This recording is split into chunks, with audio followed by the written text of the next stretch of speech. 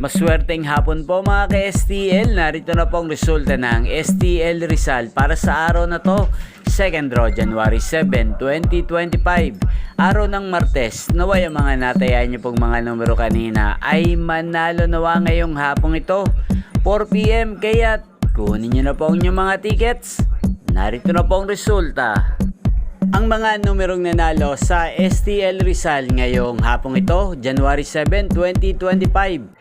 4 PM, second draw result, 15 at 8 in exact order. Sa lahat po ng tumaya kanina sa STL Rizal para second draw ng 15 at 8, congrats po sa inyo. Panalo po kayo again, 15 at 8. At ngayong hapong ito sa STL Rizal, shoutout po natin si Kuya Sander.